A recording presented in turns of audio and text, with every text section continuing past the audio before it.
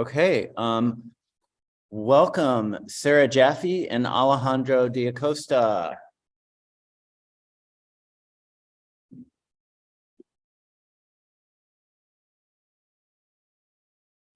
All right, are we going to take it away, Alejandro? Yeah. Great. Great. Do you want to start us off? Sure. Yeah. Let me just do a quick walkthrough of the kind of main beats we're going to hit today. Generally, our shared interest is in the broadest sense, the question of writing from memory, the different shapes memory can take, the different ways of moving into it and out of it. And then there's a bunch of other questions that branch out from there. So I think Sarah's got something ready for the very beginning, but which involves some images. After that, we're going to work with two excerpts from our works in progress, and we're each going to look at each other's excerpts and talk a little bit about them and get some dialogue going there. And then each of us has brought some additional material to look at along the same lines from other authors. And after that, of course, we're hoping for questions and discussion. But we'll be keeping an eye on the chat along the way. So actually, Alejandro, what I'm going to share is in response to your excerpt. So I'd like to share it after we look at your excerpt. Other order. Okay. Very good then. So we'll start by looking at each other's material. We'd actually decide who was going to be the first. Didn't. Transparent facilitation. That's what we're doing. Transparent facilitation. I'm happy to share your excerpt first, and if that is okay with you. Sure. Another moment of transparent facilitation. Did we want to screen share the excerpts themselves as we were reading? I think that would be helpful for folks to read along. Okay, great. So I am going to read the passages that Alejandro shared with me from his novel In Progress, of which he also read a part last night. And here we go. Actually, hold on a moment.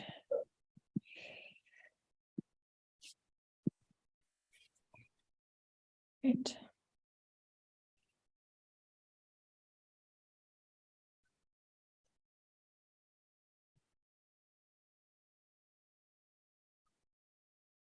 All right, do we have Alejandro's excerpt up on this screen share for everybody? Okay. Alciphron, is that, how would I pronounce that, Alejandro? Yeah, okay. Alciphron was dreaming. He had come to a large room as if in a warehouse, but an entire wall was glass, allowing the bright reflection of sun on a snowy expanse outside to spread everywhere inside, allowing memory of a frozen continent of light, allowing him to find himself waiting in line at a large industrial sink. Everything having on it a layer of powder, as if thin clay, sediment, smell of bentonite. It was said some gather the cleanest sample, mix it with water, and drink it down. But what would bentonite clay do once inside, I wondered? In any case, not here, in some faraway beach perhaps, or a dry lake bed, collected there. In front of him were two people, one at the sink, the other next in line. Her hair was dyed black, a black with a tinge of blue, or was that the dye? But her neck. He rested his eyes on her neck. Though there was some sort of discoloration, probably due to the dye, what was her real hair color? It was her neck that drew him in and settled his gaze. Her skin was of a pale ivory, the kind where the deeper layers showed the blue blood in gray veins. But the upper layers were flushed with a kind of rosy haze made blurry by an almost transparent peach fuzz. He spent a minute breathing, a minute facing the neck, and as it were, he became a shadow, a spirit, a principle, or... She turned, and suddenly human rules came into play again. She turned to show the ruddy cheeks he expected. Her name was Heather. Of course her name was Heather, but in the dream no one laughed about the name Heather. In the dream, all mockery of Heathers was forgotten. In the dream, the name Heather was restored to its nobility. This was a future Heather. This Heather lived on the other side of town, and when she extended her hand, it was cool, but not cold cool, and a little moist. They exchanged pleasantries, and soon enough Heather stepped to the sink. As she leaned forward, he saw her white t-shirt. On the plain cotton fabric, she had written some words in thick black marker. He squinted. As she walked away, the letters lost themselves in white folds. Her strides sprightly. Alciphron spent the rest of the afternoon in a corner of the room. First, he brought 4 or 5 chairs to the corner. Then he used jute to weave an elaborate web connecting them. He thought of spiders and of future wars. But is the rest of the afternoon a temporal concept that fits in dream recollection? In the second dream, Alciphron called Heather on the phone. It was no longer winter, now a dark fall day. He stares at the great maple outside the window, holds the plastic trumpet to his ear. Somehow she has begun speaking about prostitution. She is not a prostitute, she says, but would it really be so bad? Maybe I could do that. Alciphron remained quiet. It's not that I want to, it's that I think I will have to. What do you mean, said Alciphron. He wanted to talk about painting or music. I think there's 2 waves coming. They will crash down on us all. It's why I dyed my hair black. I can see the first one, a plague of images, pictures everywhere, electric pictures. Imagine I could send you one right now through the phone. He thought of that distant day, the back of her neck with its veins and fuzz. Imagine I could send you 3 or 5 or 10. What then? What then, he repeated. Pornography, she said. Photography as pornography. Photography will be. Horrors written in pictures everywhere. Whoredom. That's the first wave. I'm resigned to it, so I am hoping it will not be so bad. The second wave then, I don't know. I looked to the future and then Alciphron remembered he had taken a picture. In the picture, Heather's black hair stands away from her head as if bedhead or static charge. But that only makes it easier to see her eyes. Under delicate brows, she rolled each eyeball back, leaving only absolute white, whiter even than her skin. And that was what he pictured when he said she looked to the future. I look to the future and see some kind of immiseration, not poverty or war, but a great social turbulence. Alciphron, I have to go. Were you here, I'd take you, make you mine. Goodbye. A sound of static that ends in a click. Alejandro, I realized I was not reading from your new version. Is there a correction that you need to make? It's on some faraway beach, not in some faraway beach, but that's a minor. Okay. Should I go ahead and sort of start thinking through your piece, and then we'll do that for a little bit and then move to mine? Does that sound? Sounds great. Good? Okay. First of all, when we came to think about what we're going to do for this talk, we both have these nascent novel or novel-ish projects going on, and so we decided to share work in progress. And I just want to start by thanking you, Alejandro, for sharing work that's in this formative stage. I think it can be exciting, but also quite vulnerable making to share work that hasn't yet found its final form, or whatever that might be. So I appreciate your willingness to share work that is in progress. So as I was getting ready to think my way into the work, I also had in mind Dow and Jay's conversation about ekphrasis yesterday. And so I ended up coming up with a little bit of an ekphrastic response to this piece, which is something I find useful to do just to sort of like pull out my impressions and get a sense of what I'm distilling from the work at first. So I'm going to share, I'm going to play a little music and share a little, just share some images that came to me in reading the work, and then we can move on after that.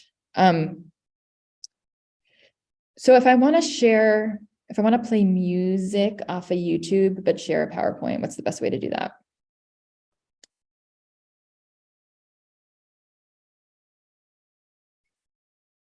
Is Jay coming to my rescue? Jay's on the move. I saw him. It's going to be one of those cool things where he leaves his friend. Imagine sending pictures over the phone. I think you can do both.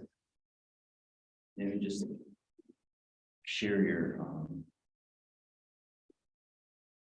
share the PowerPoint, but Then put on the thing. put on the music. Okay, let's see.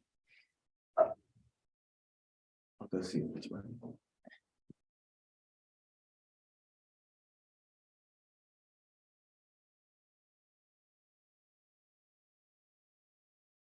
wait. Sorry, everybody, for the fumbliness.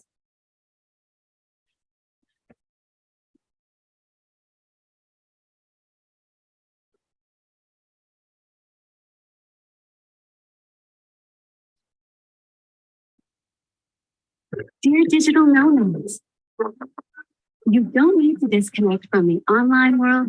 Is that playing? Yeah. Okay. All right. So you're seeing the slides, you're hearing the music. Great.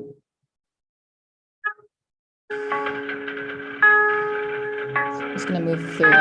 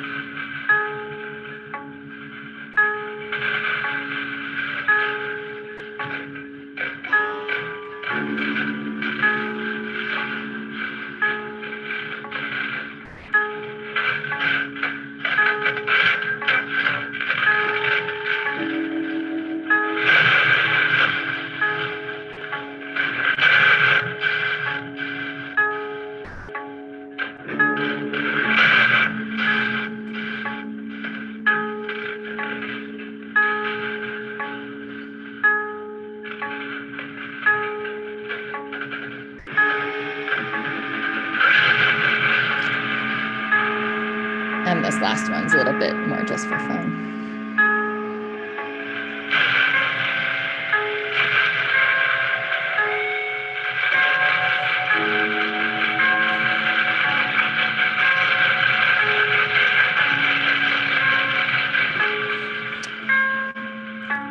And these are the credits to the images that I shared.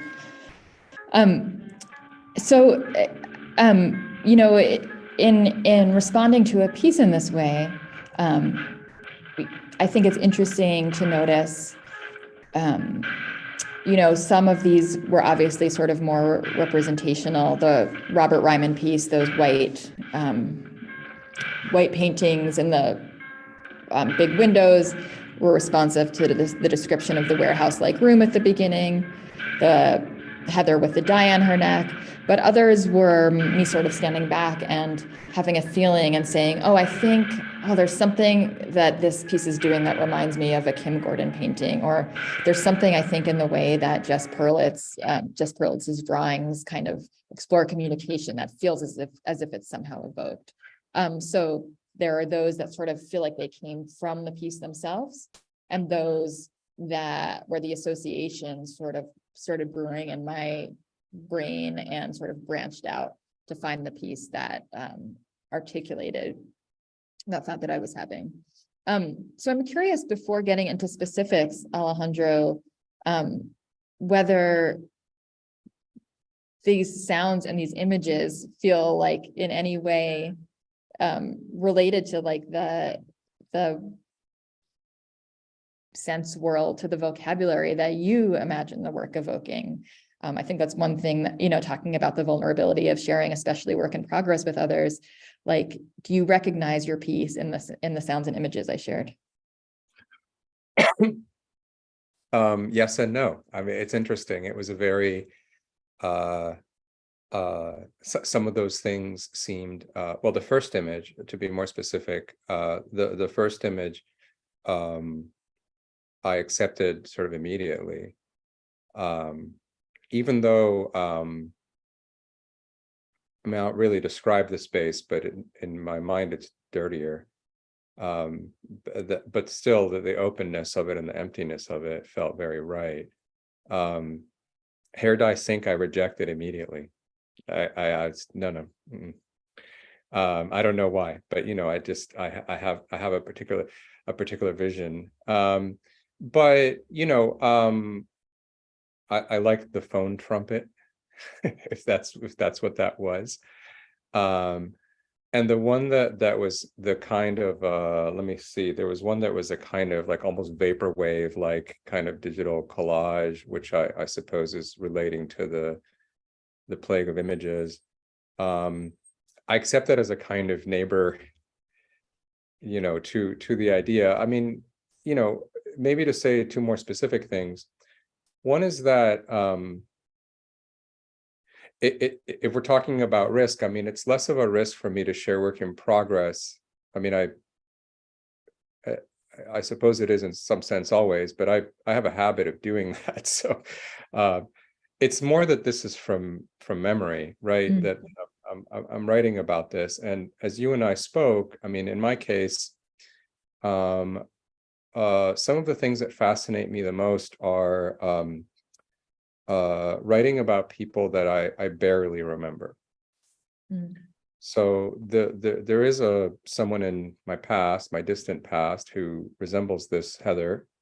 And these two scenes are really the only two things I remember about her. I didn't know her very well at all. I met her one day and we talked on the phone at some point. I mean, for all I know, we talked on the phone more than once, but I mean, so it's more like the sense of trying to stay with those particular memories, trying to allow them to, you know, I would compare this to, you know, waking up from a dream with the sense that the dream's important, and, you know, wanting to tell somebody or write it down, and you have the sense of like, you have to kind of stay with the dream.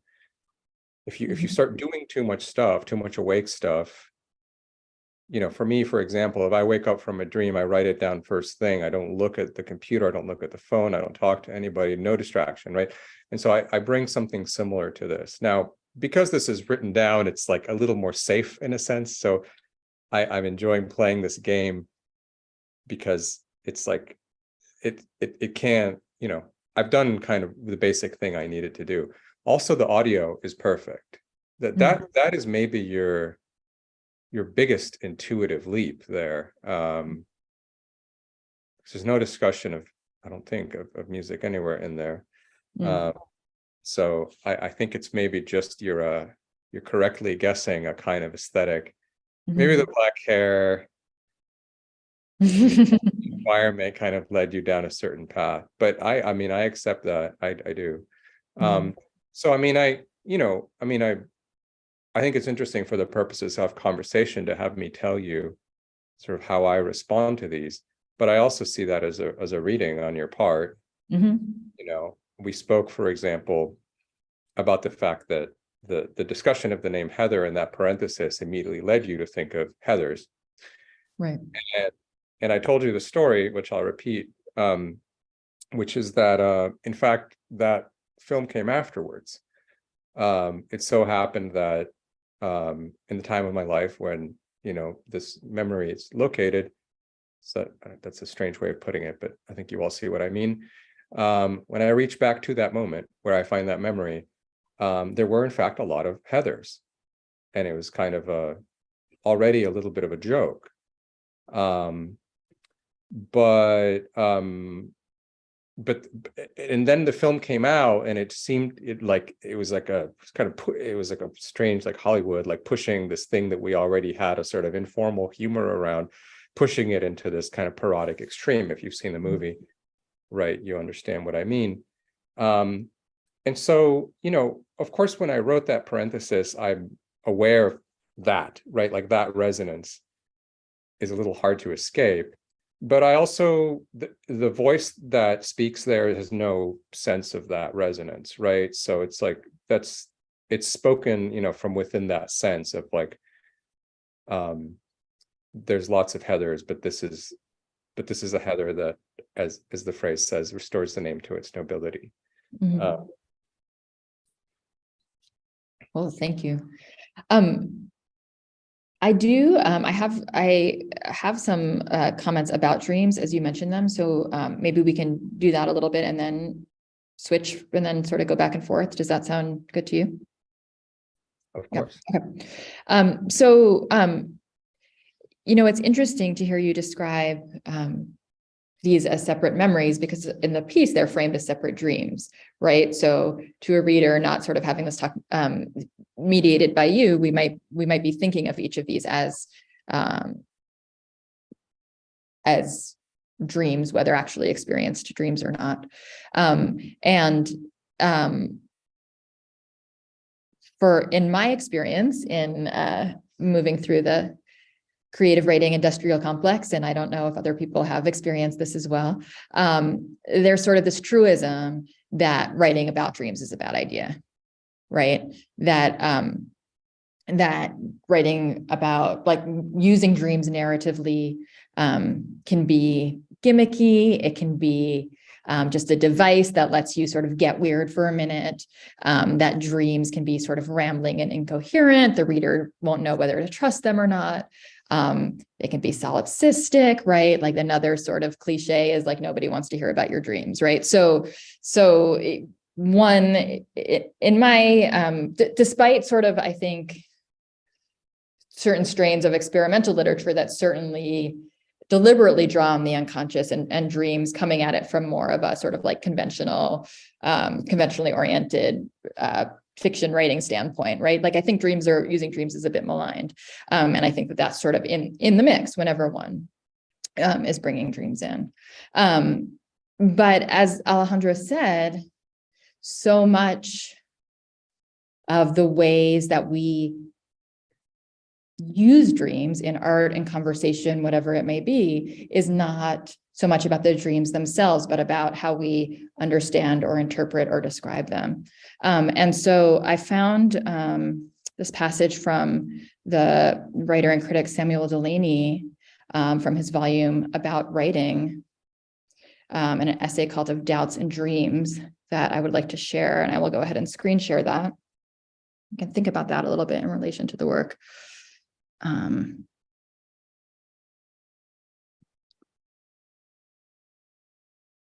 Okay. So he's talking before this point about doubt in work and how doubt can be sort of both an obstacle and can also be generative in the writing process. And then he comes here. Freud, in his interpretation of dreams, describes a phenomenon you can check for yourself if you have a cooperative friend, patience, and a cassette tape recorder, or I imagine at this point, another sort of recording device. Catch your friend within minutes after she or he wakes and ask the person to describe a dream into the recorder. Now immediately have the person describe the dream again. Then have the person describe the dream a third time. It is important that this be done within 5 or 10 minutes of waking. After 20 minutes or an hour, the phenomenon is far less noticeable. The number of changes in the 3 descriptions, however, will often be astonishingly high.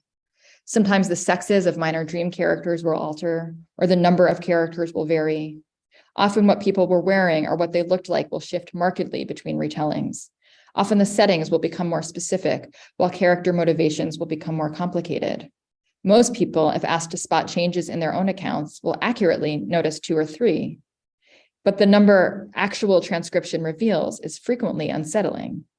What Freud saw was that as the descriptions changed, the memory of the dream in the dreamer's mind seemed to change as well. Dreams, as Freud knew, are closely allied to language. They frequently turn on puns, alternate meanings, rhymes, or other plays on words having to do with something said or read to or by the speaker during the previous day. A young woman who has planned to go camping tomorrow dreams she is walking by a post office where she sees an American flag wrapped around the flagpole, which, as she passes, suddenly unrolls to drop a slumbering woman to the street. In this dream, a sleeping bag, which our prospective camper the day before was wondering how she was going to obtain for the trip, has become a sleeping flag. As the French psychiatrist Jacques Lacan has pointed out, the analyst does not analyze the dream itself so much as the language with which the dream is recounted. Freud proposed that on waking, often the dream is not really complete in the dreamer's unconscious, especially a dream that is remembered. The dreamer's own language then re-enters the unconscious mind and through more word plays, puns, and alternate meanings, joins with the still malleable dream material, and the content of the dream is actually amended even while we are awake. This explains the great changes between these various early accounts and why the changes are so hard to catch except in transcription, since the actual memory of the dream is changed along with them. And so certainly, in this passage, there is this sense of unsettled ground of disorientation that I think that sort of quick and easy thing is to attribute it to simply the weirdness of dreams. But if we think instead about the relationship between dream and memory, and if we think as, for example, in the early passage, the character is moving to think about bentonite clay, like a digression within a dream or within a memory of the dream can almost be seen as like another foreground rising up to sort of take precedence and then receding, as opposed to an aside as we might experience it in waking life. So maybe I can just ask you, Alejandro, if anything stood out for you in that passage in relation to the work, and how you think about the relationship between dreams and memory in this passage. Yeah, what a wonderful passage. Thank you. I think that is kind of if we're going to go back to these injunctions that arise from the creative writing industrial complex, it's the entire, if we're charitable to the objection to dealing with dreams or writing from dreams, right? It's this sort of solipsism, or somebody being preoccupied, like basically asking you to be preoccupied with what they're preoccupied with. And I think we have, just informally speaking, all had that experience where someone tells us a dream that seems important to them, but they can barely make any sense as they're narrating it, right? They're like, and then you were there, but you weren't you, and then the fish, and I think, I'll invoke a different text of Freud, which I actually thought of when you were saying the first thing. There's an essay, which in at least one translation is called The Creative Writer in Daydreaming. And Freud basically talks about the fact that in our inner life, we are all basically acting as if we're the protagonist of a novel, that there's a sort of inner dialogue where it's like, I'm doing this is happening, but everything's happening to me or for me or around me. And Freud says, for the most part, if we were to actually access that anyone else's inner version of what they're doing, where they're the center of events, we would be disgusted, right? It would just be like, wait, what kind of like maniac thinks like everything's centered on them, right? And Freud says the same is true for creative writers, and they are in fact sharing a vision that is very private, but they do so in a way that we accept because they give us, and I remember one translation I taught once uses this phrase, I don't know what it is in German, but they give us a bonus of pleasure. They convince us to entertain their inner life by making it such a pleasant experience that we accept all of their private perspectives and weirdnesses. So there's one level at which it has to succeed somewhat at the level of coherence, that the other person can even get what's being talked about. And then it has to succeed at the level of like, do you accept basically to take on this point of view? Yeah. So to go back to the passage you read, that's the creative writer in daydreaming, at least in one translation by Freud. So to go back to the passage you read, the key is not that it's dream material. The key is that it's work with memory, right? Mm. And what's interesting about dreams is that it's a particularly generative space to work with memory, right? Mm. So in the case of the thing I shared, in the novel, there's a series of these dream episodes, and some of them are actually dreams I've had, and some of them are, yeah, like I said, these memories that where I don't have enough to tell a story. They're like, I remember this, and if it has that feeling of significance that I kind of connect to the dream, waking up and wanting to tell, wanting to share, but I neither have a bigger story, at least remembered. Of course, I could make one up, but I don't have a remembered one. Nor does it actually connect in a significant way to what you could call the main narrative arcs of the novel. And yet I want it in there. It belongs. It has something to do with it. And I think of these dream episodes as the kind of like nocturnal world of the novel, right? That you dip into this in the same way that you dip into dream, and the narration goes into these modes. And also it's important to me, like you pointed out, there's that the little reverie about bentonite clay. Also in the second scene, even while she's talking, Elsa Fron begins remembering the first dream because he forgot that he took a picture of her, and so that picture of her is in the event of being back there.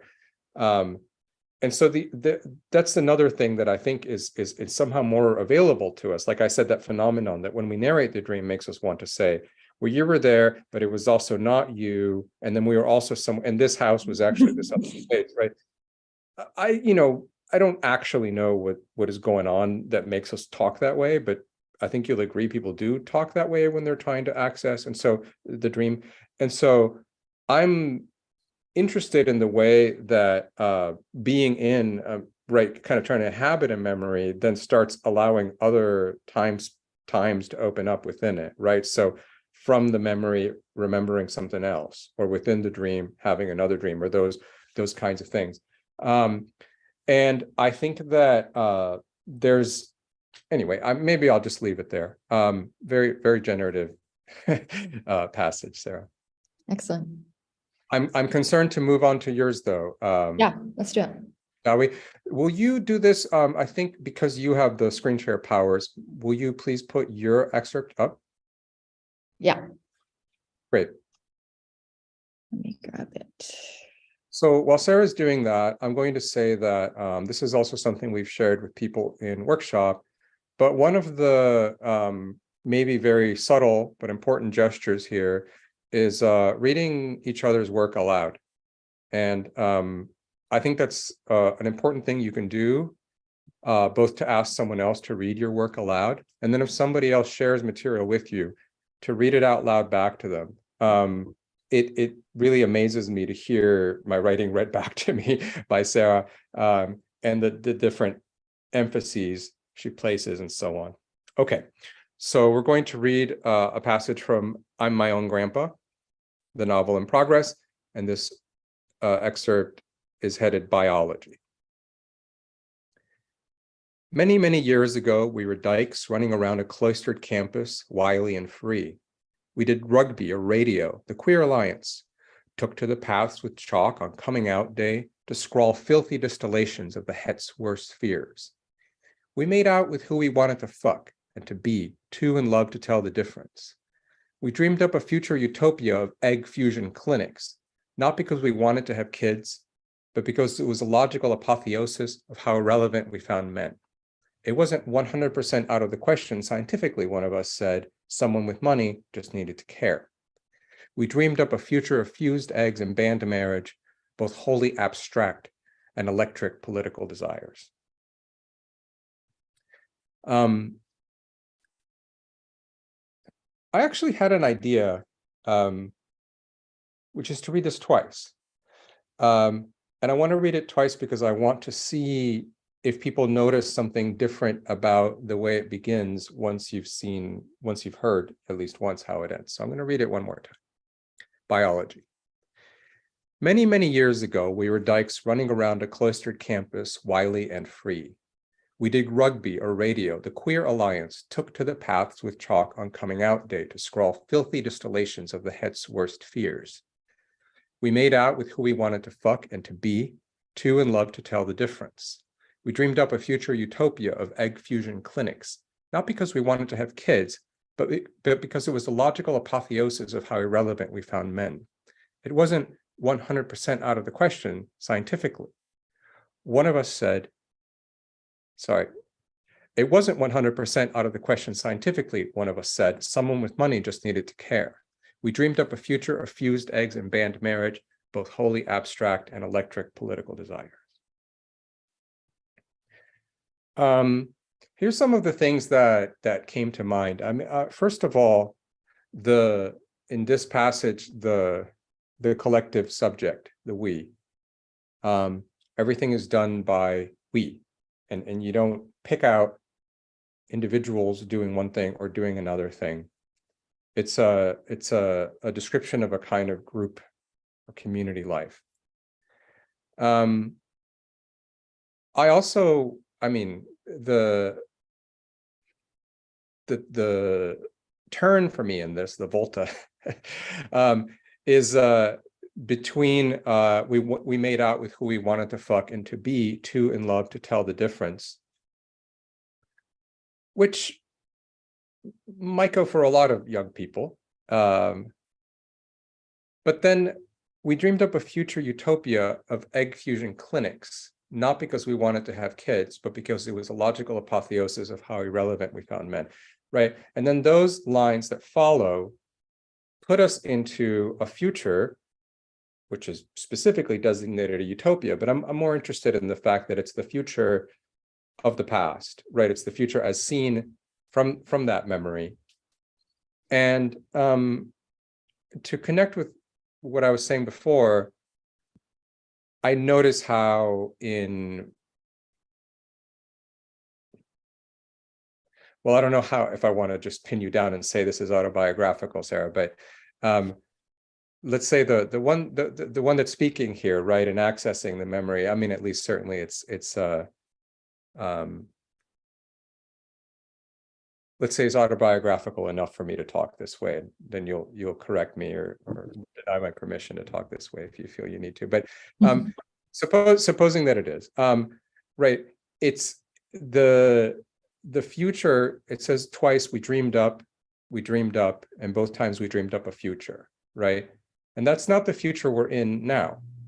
That's the future of that past. That's the future as accessed from that past, right? And I think that's the space that, or really, I mean, I'm saying the space, but it's the time that interests me, right? Or the temporality that interests me. That the point here of accessing the memory isn't just to dwell on how much fun rugby or the Queer Alliance or chalking or all of this was, but on the fact that a different vision opened up as a result of all of these, otherwise, fun, but ultimately kind of ordinary activities, right? And we can see how one proceeded to the other, but it switches, right, precisely from we did this, we did that, to we dreamt, we talked about it, we dreamt, right? That's the pacing of those other sentences. So it moves into that space of imagining and projecting. Does any of that resonate with you, Sarah? Yeah, absolutely. Do you want me to keep the passage up, or do you maybe for the moment, if we're going to continue talking about it. I have some other things I'd like to share in a minute, but for now this. Yeah, absolutely. I mean, I think that in a sense, it's the energy of the actions in those first few sentences that fuel the dreams that follow. If that makes sense. And but in terms of how this passage or section fits into the project as a whole, the emphasis is on the imagined future at a point of political and sexual awakening, and how that shifts over time. Yeah. And so, and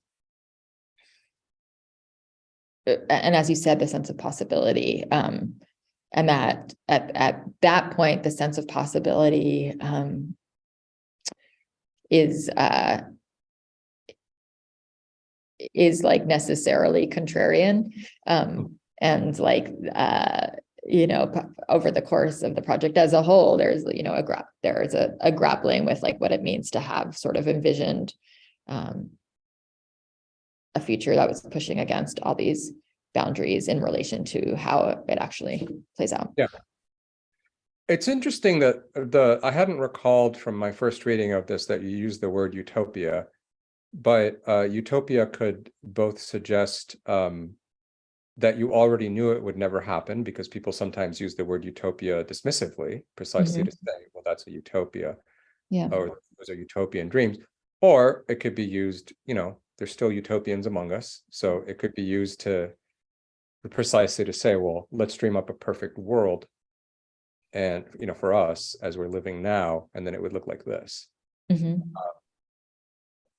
Of course, utopia etymologically suggests that it's outside of space, but maybe it also has to do with being outside of time. In this case. So maybe just to reiterate, I have something to share and kind of dialogue with your piece, but just to reiterate the idea here, just for the purposes of conversation, towards the end, I think one of the things that Sara and I both saw in each other's excerpts that resonated is this idea that once you make a kind of initial leap into memory or into accessing remembered material, there's other temporalities or other timelines that open up, right? And so there's remembering the past and the capacity to, or partially remembering or somewhat remembering, but then there's like the future of that past, the past of that past. There's also imagination in that past, like projecting things that haven't happened, right? And so on and so forth, right? And one can imagine a series of layers that begin that way. And it seems to me that's something rather different than faithfully trying to narrate something as you remember it, right? And it's being a kind of report on your memory, right? Which you could compare to the report on the dream that is too solipsistic to be interesting to somebody, right? I think that once you begin working with the mechanisms of the mind, people intrinsically get more interested because they're following not just the story you're telling, but they're following the kind of scaffolding you're creating, right? What does the future look like from the past? Yeah. Okay. I'm going to, let's see. So I have these nice scans that I made. Maybe so what if, let's see, I'll drop them in the chat, and then maybe that way people will have a copy. And then Sara, if it is okay, I'll ask you to just full screen them for everybody else. Screen share, not full screen. Is that okay? All right, so there's two short excerpts from, okay, let's see, I'm gonna get this to play. There we go.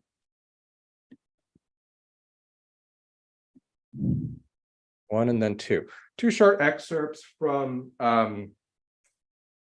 Autobiography by Leslie Scalapino.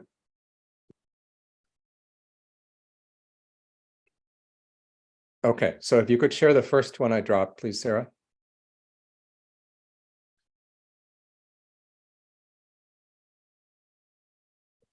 Okay, and I'll read this one out loud. Earliest memory, walking to school, age 4, falling on the ice, always at the same spot where the dog barked. As soon as it barked, I fell. Being coaxed by my older sister to try to walk across the ice before falling. Her looking sympathetically at me as I fall and before falling. This early memory is coexistent with being taken to visit Mrs. Buderling, Cambridge or Boston, Mass., an elderly Russian lady who knelt talking to me, playing. I was fascinated because my mother had told me Mrs. Buderling had fled Russia after the revolution, trying to get to the border, walking out with her husband and son. They were separated from each other in the crowds of walking people. Wandering into a village, she saw her husband and son shot in front of a firing squad. My sense was not fear, but rather that this is what it is to be an adult, to see such. October 22nd, 1997, and that seeing death of husband and son as part of, try that again. My sense was not fear, but rather that this is what it is to be an adult, to see such. October 27th, 1997, and that seeing death of husband and son as part of one's self, as one's impermanence then. Reading Scalapino out loud is always a challenging and rewarding experience, which I recommend to you all. Can we stay with the first for a second, please? Yeah. So here I'm interested, a couple of things. I mean, first of all, is the way that the earliest memory, just sticking with that first paragraph, feels very much like anyone's first memory, right? I mean, it is a little tiny story. The dog barked, I fell. And then the detail about the sister. But then it moves on to a plane of somewhat more abstract. This early memory is coexistent. Coexistent meaning what? That it's equally early, or that somehow remembering the first thing is somehow connected in some way that's not whatever coexistent means with this other one.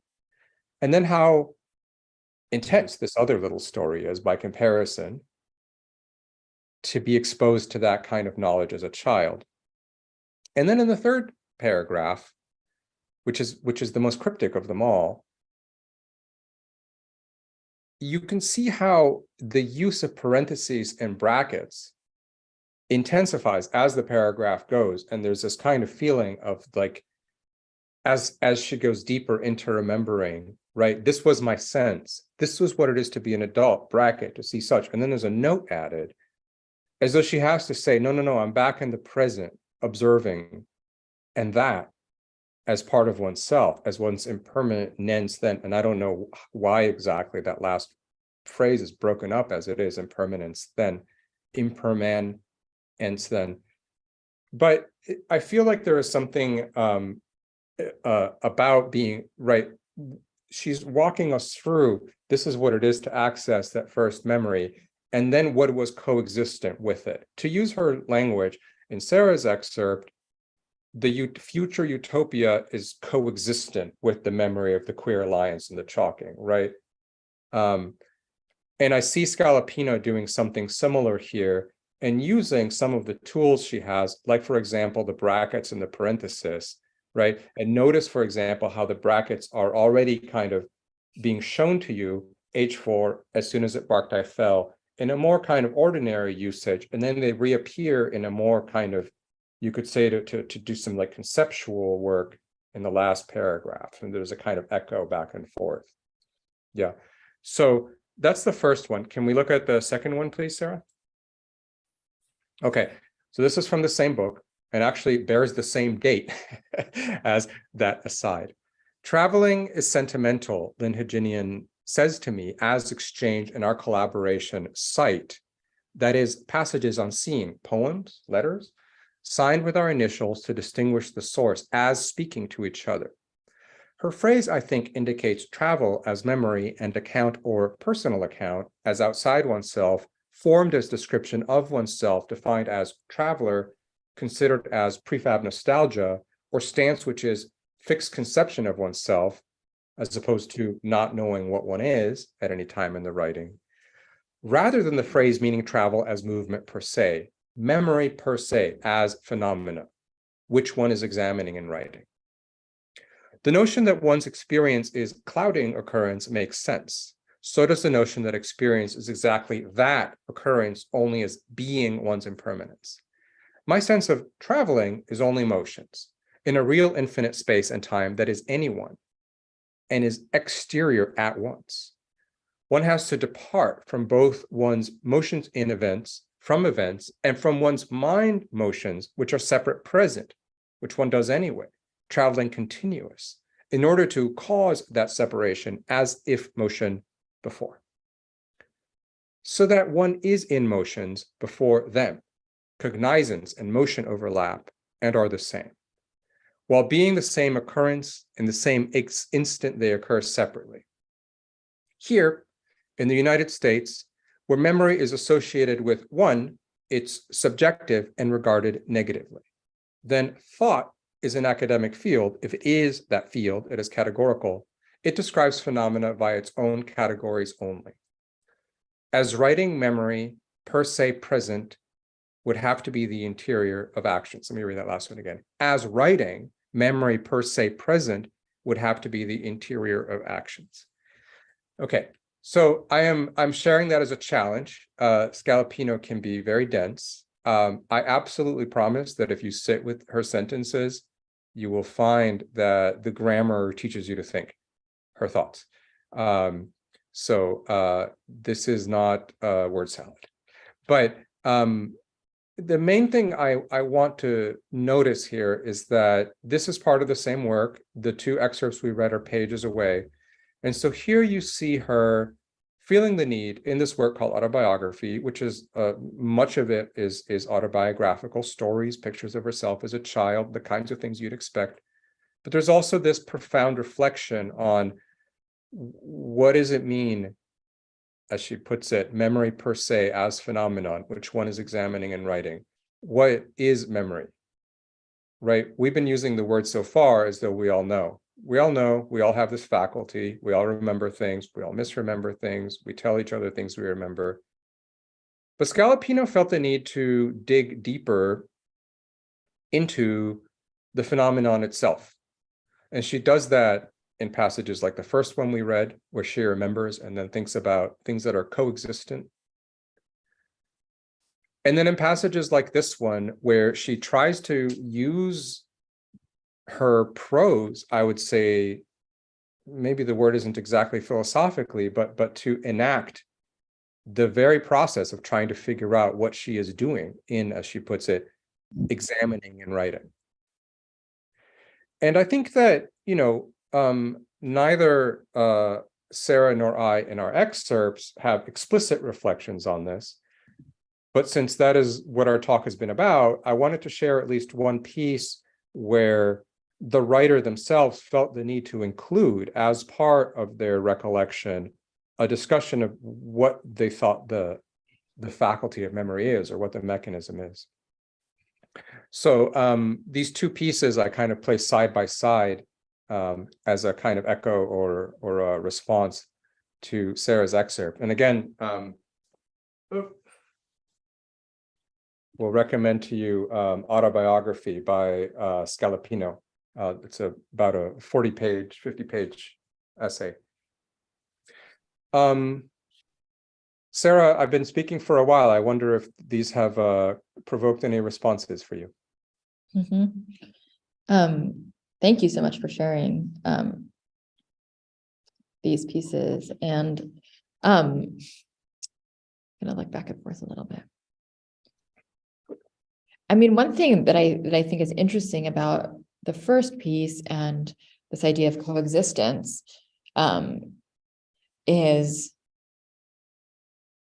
there is the sense of, as you sort of started to get at, of juxtaposition between this very sort of mild, mundane memory and then this potentially much more extreme and intense one.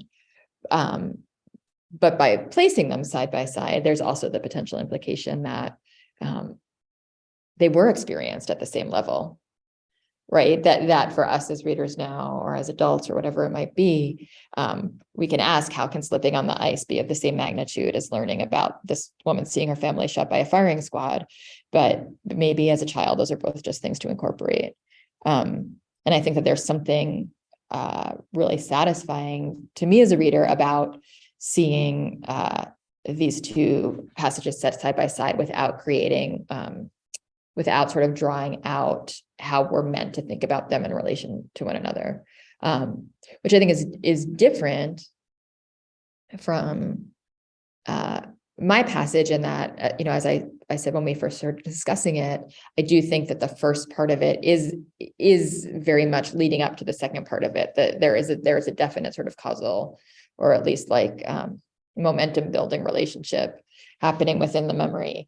And so this is actually exciting for me to think about as I continue to work on the piece, ways that I can have those sort of like gaps or disconnects, or would it be correct to say sort of paratactic, a feeling of memories lying next to each other without a direct relationship being drawn out. Yeah, I mean, I think her notion of coexistence allows for that. I find it a purposely vague word. I also, when you were saying, I was thinking, well, yeah, I mean, maybe this fall was scary, and maybe the story about the firing squad was scary, and it's only an adult mind that tries to distinguish the two, right? So that's kind of what that aside is. At the end, that is what it is to be an adult. Okay, so scary for me is falling when the dog barks. Scaring for adults is whatever the world, a firing squad in Russia means to a 4-year-old child. Yeah, absolutely. There's not the value ascribed to each is left deliberately, I think, off the page.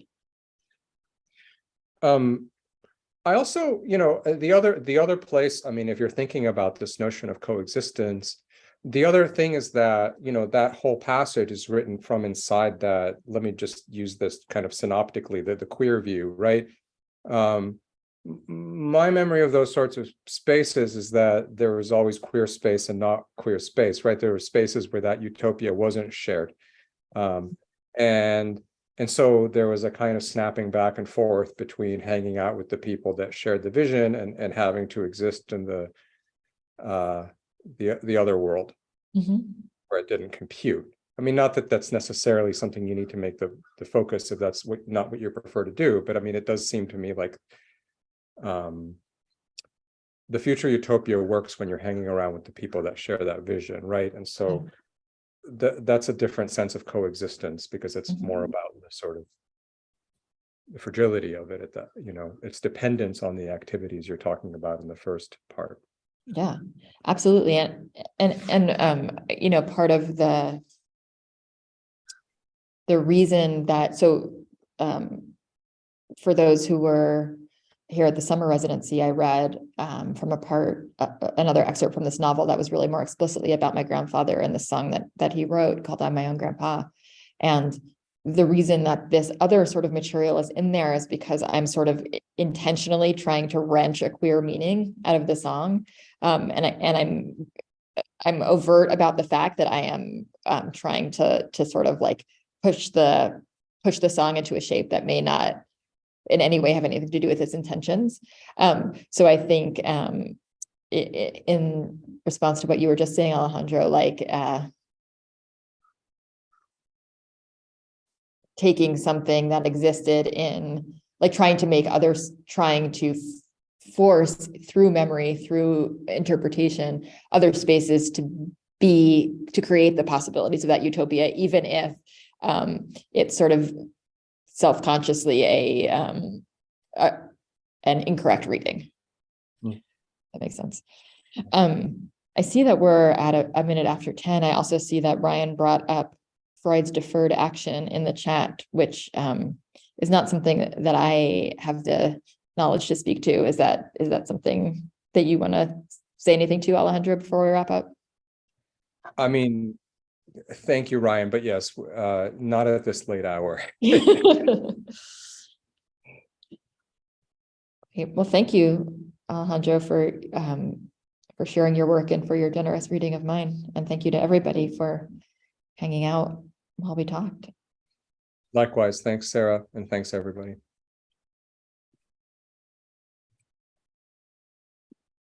Great conversation, y'all. Thank you so much. We have workshop at 11. And the faculty are meeting just in about 15 minutes. Thanks, y'all.